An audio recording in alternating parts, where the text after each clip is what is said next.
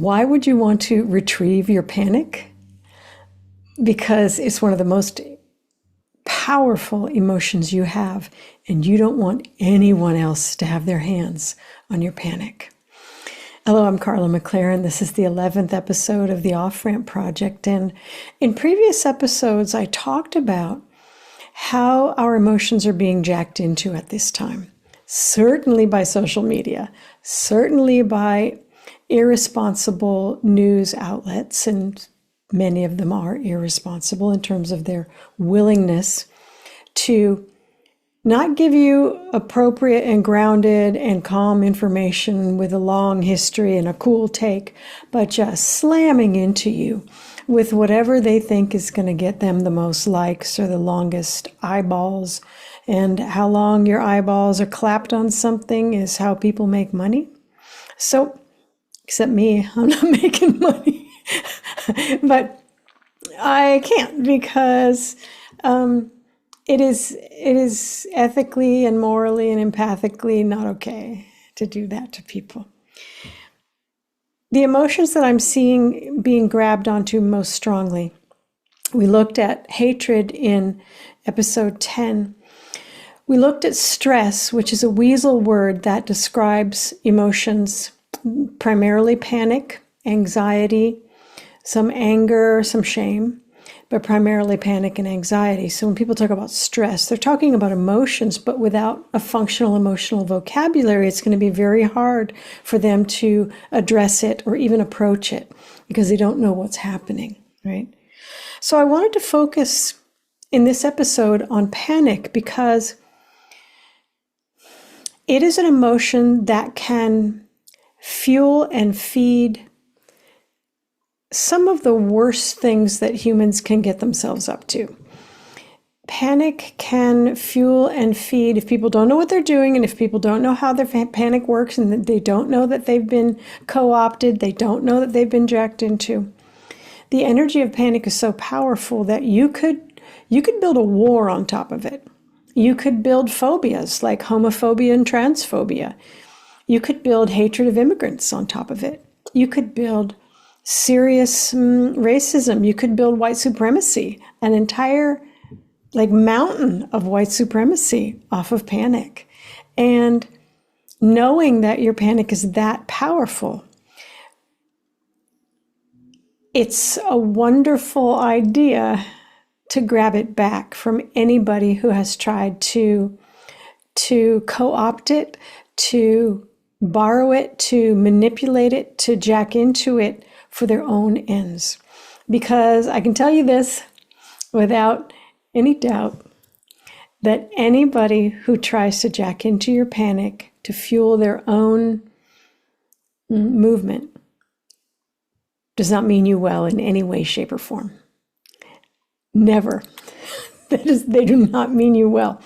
And the thing about having your panic co-opted to fuel a movement is that you might feel important at first, but the movement doesn't care about you, right? They can't care about you if they're doing that to your emotions. And you become a cog in the machine.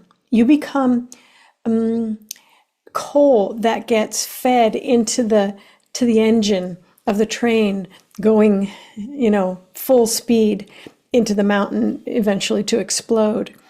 But as soon as you burn out, there's a whole 100, there's a whole 1,000 people behind you, and you may have given yourself and martyred yourself for the cause, but the cause is going to keep going, and that train is going to keep heading for the mountainside. Splat. You can build movements on any number of emotions or non-emotions. You can build a movement on love. Love isn't an emotion, but it contains some emotions. You can build an emotion. You can build a movement on anger or rage. You can build a movement on jealousy or envy. You could build a movement on envy where everybody wants what other people have, or they feel left behind. I think there's a lot of jealousy and envy in the American Left Behind movement. There's a lot of jealousy and envy certainly there's also panic and hatred in the white supremacy movement. There's all different ways that people can access your emotions and use them for their own gain. And that's what I want to talk about, not just retrieving panic, but retrieving all of your emotions, because your emotions belong to you. Nobody gets access to your emotions unless you agree to it consciously. And then only for a little bit. And then if you're uncomfortable, you pull them right back, right? But most of us don't even have any idea which emotions are being accessed. We don't even have a way to name them. And this is especially true with panic. It's an emotion that we misunderstand almost completely. And I found this out when I started writing my book on anxiety called Embracing Anxiety: How to Access the Genius of This Vital Emotion. When I asked people to explain what their anxiety was like to me, or tell me what was anxiety, or define anxiety to a person, no matter if they were a regular everyday person, a therapist, a psychiatrist, a psychologist, a doctor, anybody, they were describing panic. They weren't describing anxiety. And the difference is this: panic is the emotion. It is an incredibly powerful emotion that steps forward when your physical life is in danger. And it brings 4 options to you: fight, flee, freeze, flock to safety. And it makes that decision in a split second to save your life. You don't even have to think with panic. Something's coming at you, the car veers, boom, your panic goes, saves your life. It's your survival. It's your survival mechanism. It's your survival emotion. It's not anxiety. Anxiety is the emotion of motivation. Anxiety gives you the energy and foresight you need to get everything, to gather everything you need to meet your deadlines and complete your tasks, right? And so if your tasks are way out in the future, you're going to be planning back here. If you have too many tasks, your anxiety may ramp up quite high, and that ramping up may bring panic forward, because it's about, panic will be like, is there something dangerous happening here? For a lot of people in end stage capitalism, and I call it end stage because it's a cancer, it eats everything, everything's for sale. Even us, even our attention in the attention economy, everything's for sale. We are now, we're born and we have to start thinking about how we're going to make money, and our parents have to start putting money away for us, because you can't just live. You have to pay to be alive.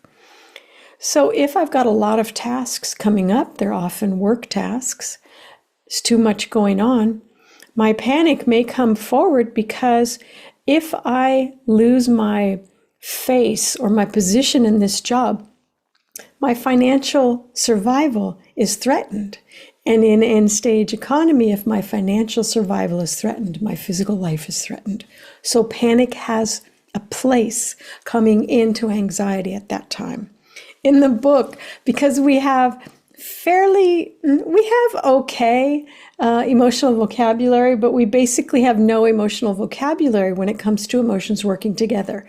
And this is very sad, because that's how emotions work.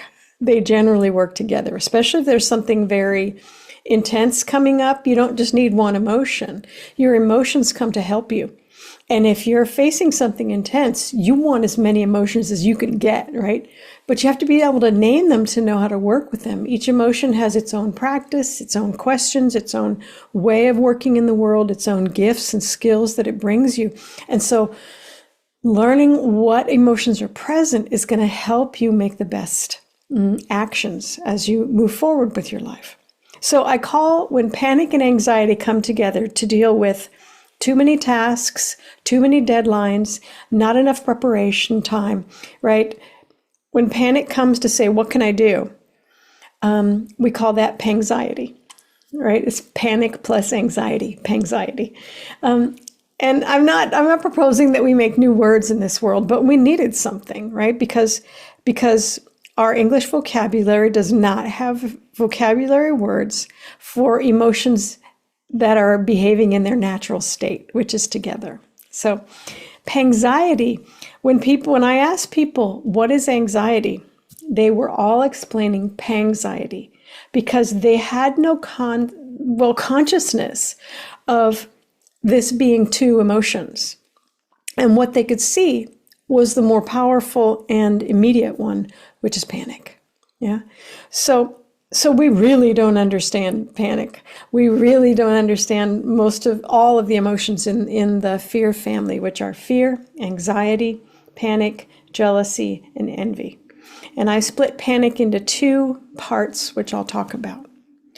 Now, I learned about fear certainly not in any psychology book. The information just wasn't there. I learned about it from Gavin de Becker, who is I think he still is working. I don't know if he's retired, but he is a security expert. And he became a security expert by being exposed to violence as a child. And like a lot of children who are exposed to trauma, he became a hyper empath in the area of figuring out when things were going to blow up, right? So he became strongly intuitive and instinctual about human violence, right? And so in The Gift of Fear, he talks about the emotion that helps you access your intuition and your instincts, and that's fear. But because there's danger involved in what he's talking about, this is also a book about panic. And it's okay that Gavin didn't know. He brings us gifts, all right? He brings us gifts from the underworld and from beyond. So he gets to call it fear, all right? But fear is the emotion that connects us to our instincts and intuition in the present moment. If there's danger, and fear's like, I wonder what that sound is, panic's like, I can help, right? So when there's danger, panic needs to come forward because saving your life is its job, right? And it takes its job very seriously. So a lot of people have fear and panic together, right? They say there's nothing to fear but fear itself. Fear is a sign of cowardice. I'm like, well, if there's danger, panic is there. So you're wrong about fearing fear or fearing panic, and you're wrong about cowardice, but you're also wrong about which word you're saying. So fear is about instincts and intuition for the present moment. If there's danger, panic needs to come and help, right? So what would we call this? Panic? Panic? I don't know. Panifear? I'm not sure. As fear is looking at the present moment, and all of a sudden there's this realization that, this task hasn't been finished, and there's a deadline coming up. Anxiety needs to come up and say, okay, pal, we're going to get on this, right? We've got the motivation, we've got the planning skills, we've got the future focus, we've got everything we need. So fear is about the present moment. I'm simplifying. Anxiety is about the future, and panic is about saving your life. Each emotion is different. It has different skills and gifts that it brings to you. It has different ways that you work with it in order not to get it to go away, because that would be silly. Why would you get your panic to go away? What are you even talking about? You need to retrieve that emotion because you can't survive without it. So with fear, it's to orient yourself to the moment and make sure you know what's happening, like what needs to happen, what action needs to be taken. With anxiety, it's like what brought this feeling forward, what needs to be completed or attended to, right? And with panic, it's, am I in danger? And if so, panic, go. Like, you're the survival expert. You go, make your decisions, right? It's trusting these three emotions. When we work in dynamic emotional integration, which is my applied work, it is understanding what the emotions do and allying with that emotion to let it do its work, right? The point isn't to calm down your panic or slow down your anxiety or shut down your fear. Why would you ever do that? Why would you shut down your instincts and intuition? Why would you slow down your ability to get things done? Why would you shut down your life-saving emotion? But unfortunately, it's what most of us learn to do. right? So we are sort of fundamentally disconnected from ourselves and disconnected from our emotions, not because we're bad at it, but because the training in the culture is so poor. And there's a lot of reasons for that.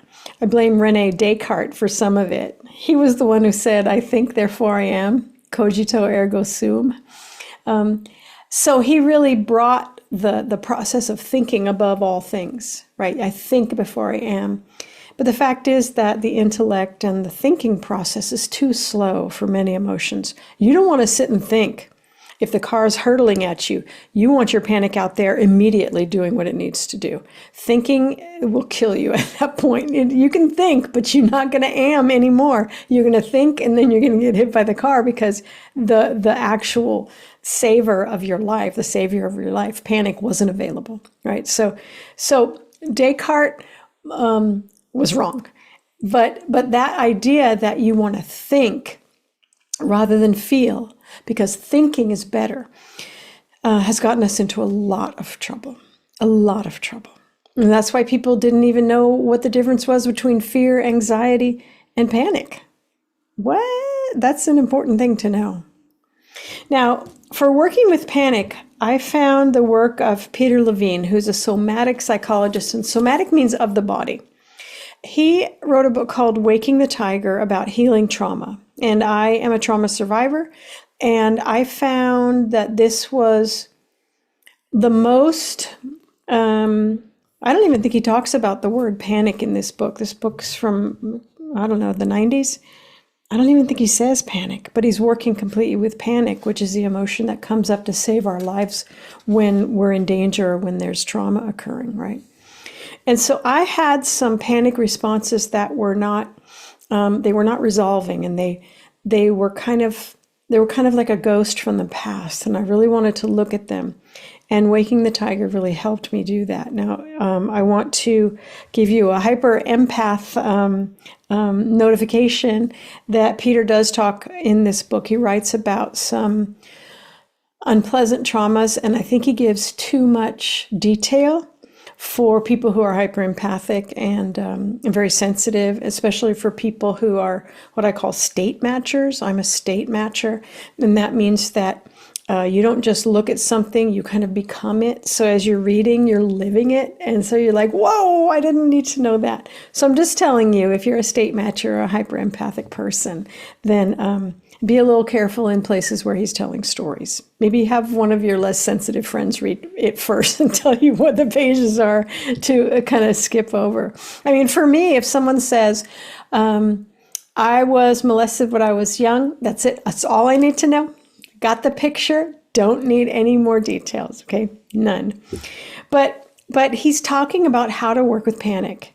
And what he does is he takes people very carefully, with a lot of preparation, with gentleness and kind of care, takes people back to that moment where the panic happened and has them observe it.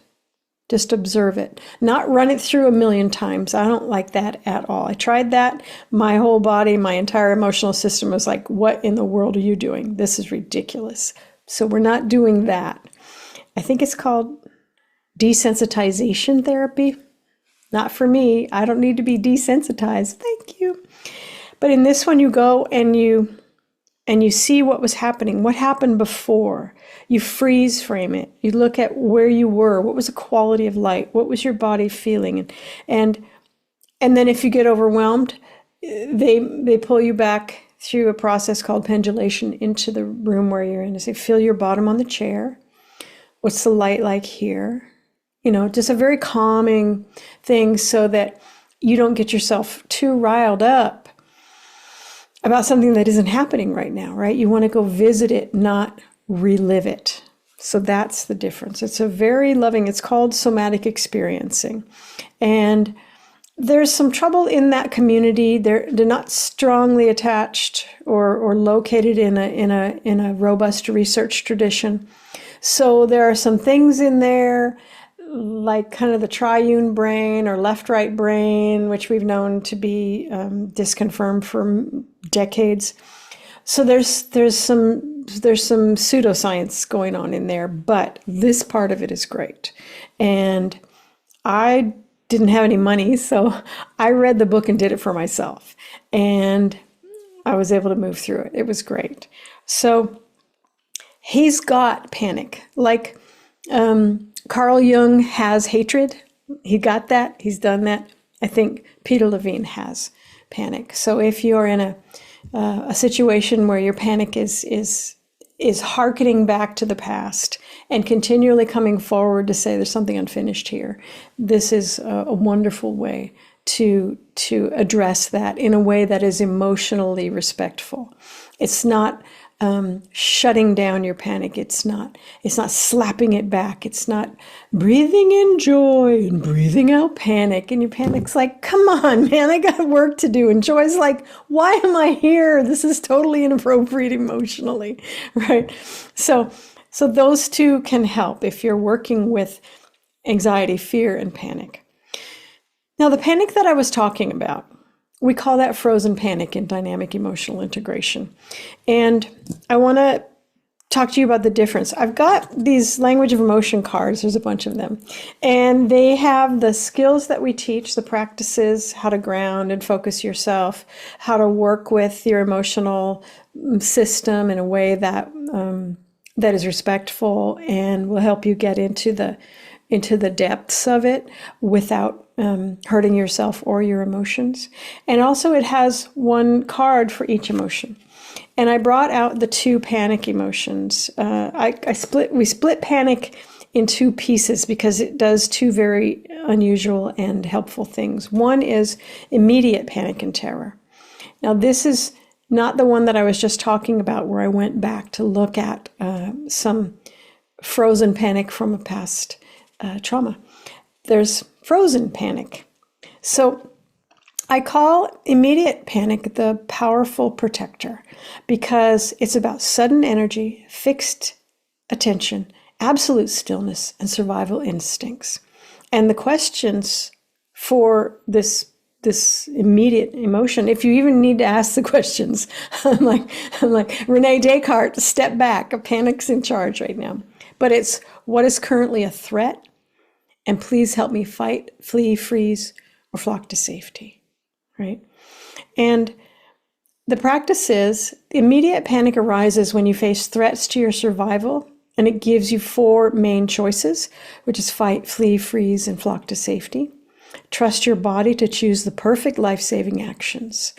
Immediate panic contains your survival genius, and you can rely on panic to keep you safe and whole. When you're safe, take some time to discharge your intense energy. You could tremble, you could jump, you could move around. You could cry, you could talk about what happened, right? Don't just freeze up. You can soothe yourself and you can connect with healing people and animals, right? So you went through something. Your emotions went through something. It's important not to be like, I meant to do that. No, I'm fine. I'm fine. Nobody look at me, right? It's that you're going to need some time to settle. But sadly, because people have such a hard time with the fear-based emotions, just even allowing them in others, they will want you to say, I'm fine, right away. They will want to be like, oh, no, don't cry.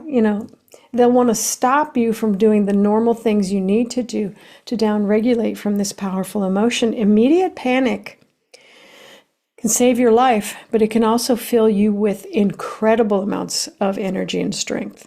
Immediate panic is the emotion that allows a 5'1" grandma to lift an entire truck off of a child's hand, right? She won't even know she's doing it, right? Panic is that powerful. And so your body is filled with powerful amounts of energy. And it's important to just shake it out, talk about it. Wow, I saw the baby's hand and I just grabbed that tire and I didn't even think about it. And the baby's okay. The baby's okay. Do you know what I mean? Just like letting it out instead of getting stoic. Well, I don't know. Babies shouldn't get under the car, or whatever. Treat your organism as the miracle it is and let it downregulate. Now, if you can't downregulate, and if the trauma or the situation happens over and over again, sort of like those animals that we talked about in the stress episode, where we're not allowed to cool out, we're not allowed to cry, we have to just be tough. The panic can get stuck in that level of activation. Not all of it, your body's going to handle a lot of it. But there are going to be places where your panic is still needing to upload information about survival. Every time you survive, your panic has new information to upload into your survival, encyclopedia. So the next time it happens, you're going to have more clues about what to do. Think of a person who fights fires, and the first time they do it, it's a test fire in a fake house. And they go in and they fall apart, and their panic has no idea what to do. And then they talk about, what did I do wrong? When did I get overwhelmed? When did I walk the wrong way? Next time they see a fire, their panic's like, okay, I get this. I've got this, right? So your panic is always uptaking information about survival because that's its job, right? But say that you can't integrate what happened to you. I certainly couldn't as a little child. And there's nobody to tell. There's nobody that feels safe. You can't fight because you're too little. You can freeze and just sort of dissociate. I did that. You can't flock to safety because there isn't any. Can you flee? No, you can't flee. So you get trapped, and your panic can't do what it needs to do, which is figure out how to deal with this the next time, right? And for me, the thing was, it would start, I'd dissociate. I was gone. And that became one of my skills as a child. And when I was an adult and I needed to look at this dissociating behavior, and I found Peter Levine's book, Waking the Tiger, I was able to work through it in a way that I couldn't do when I was little. That's frozen panic. And I call that the healing witness. The gifts are healing from past traumas, freedom from cycling patterns, and completion of unfinished, I call them initiations, rituals, ceremonies of difficulty. The questions are, what has been frozen in time, and what healing action must be taken? Because if your panic's frozen in time, it's still panic. It could still lift a truck off of a baby's hand, okay? But now it's kind of stuck. It's like you're time traveling, but there's a part of you that doesn't come forward because your panic needs to understand and maybe move out of that dissociative practice. And that's where, with frozen panic, is where the work with somatic experiencing is really helpful. The practice is, frozen panic arises to help you address unhealed traumas, and it brings you the energy you need to create healing and resolution. Remember from the stress episode that resilience is our natural state. We, as a species, have gone through unbelievable traumas, and we keep going. We're like the Energizer bunny of getting through stuff. So it's a natural thing for us to develop resilience, no matter what kind of trauma we have dealt with, right?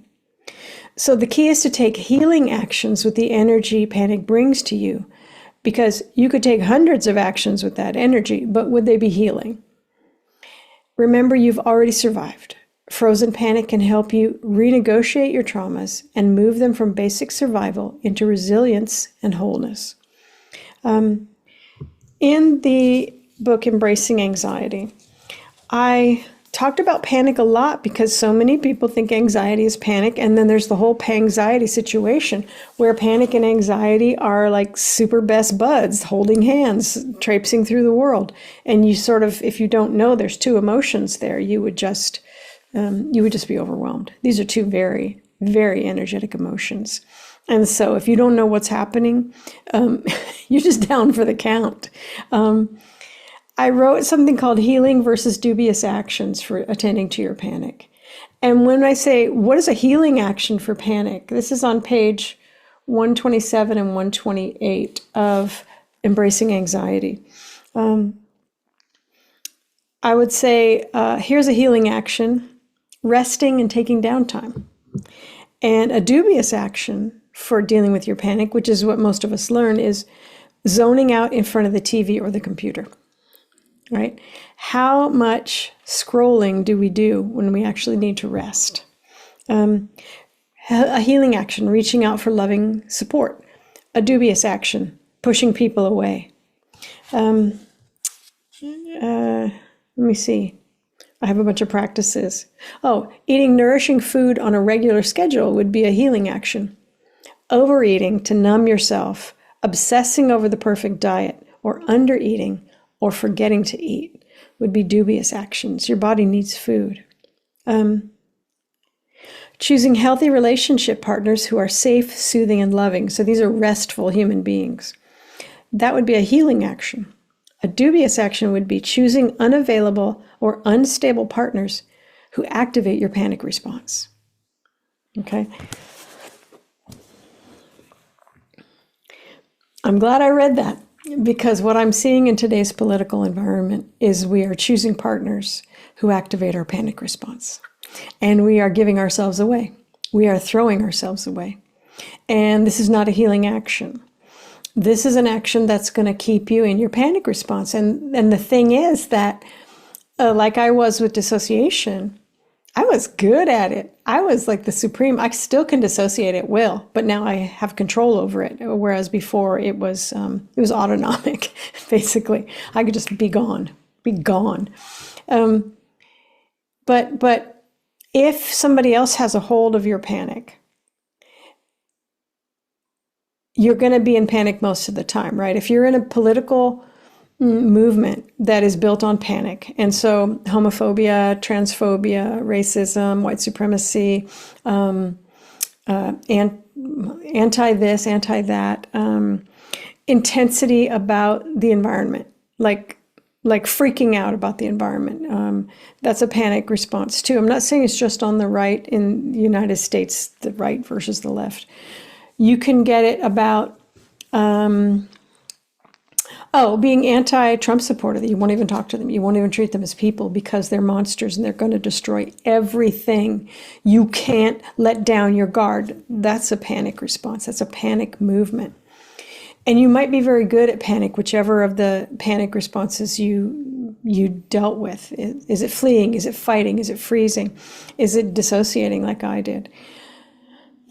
That becomes a skill that you have. And if you may find yourself moving from panic movement to panic movement to panic movement, because if you were to calm down, if you were to rest, if you were to relax, your frozen panic would come up and say, we need to look at this thing that happened. Please help me. And not knowing what panic is, not knowing what healing looks like, not knowing what resilience is, it would just send you running to the next panic movement that wants to co-opt and take your panic away from you so that it can use that incredible energy to build something that is almost always horrendous. I don't think I've seen a panic movement that isn't like a death cult. It's going to end up going off the cliff. It's going to end up smashing the train into the mountain. It's going to go fast. It's going to burn bright. But because it comes from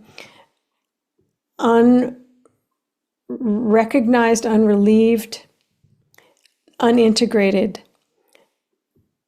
traumatic situations that haven't been reintegrated, they haven't been renegotiated, they haven't been looked at in any serious way. It's like a terrified children's crusade. It's a nightmare. It's a nightmare. A panic movement is a nightmare. Learning to identify when people are trying to engage with your panic and get you to give it to them is one of the most important things you can do for your mental and emotional and physical and social health. Retrieve your panic from wherever it has been stolen. Retrieve your panic from any movement that would ask you to give them your panic is a movement that you should not be in. What did Groucho Marx say?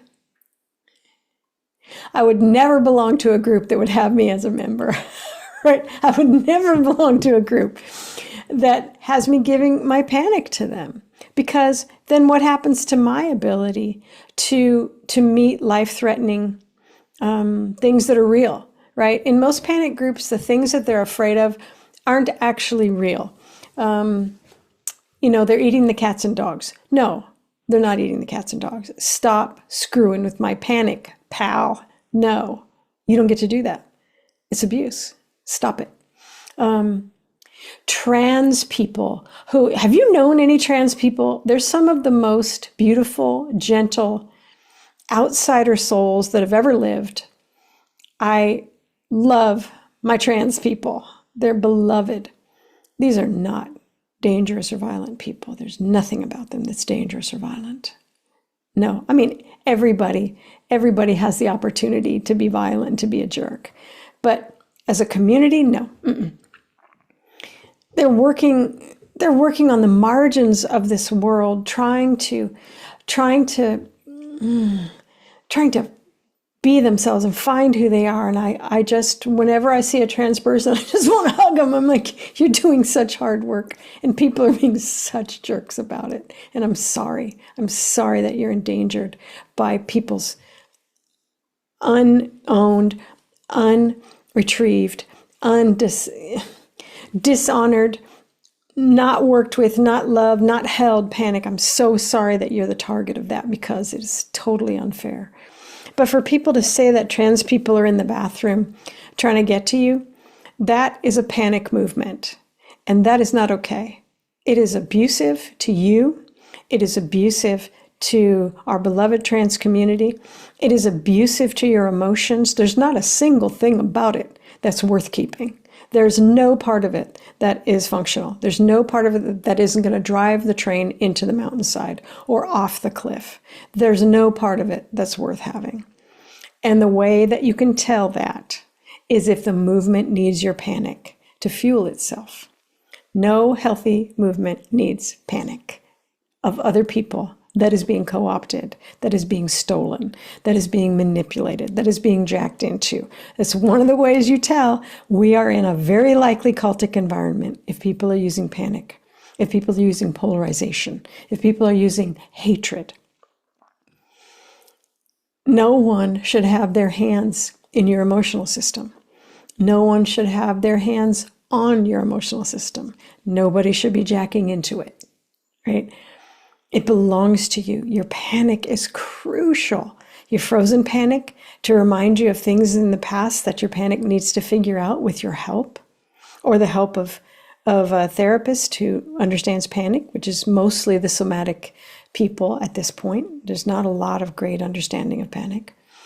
That you and your panic need to be friends, because when you're in danger, you need to have immediate access, and you need to trust your panic. Right?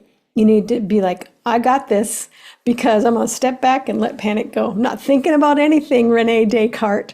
My panic's going. My panic is the genius in this situation. My panic is a survival genius. And as I said before, someone in dynamic emotional integration, was it Annemiek Berkel? I'm not sure, from the Netherlands, said your panic loves you so much, it will do anything to make sure that you survive. Retrieve your panic from any movement that has co-opted it. They don't deserve it. They don't deserve $1 donation. They don't deserve your panic. Your panic belongs to you. It is your life-saving emotion. It works with your other emotions when they need help.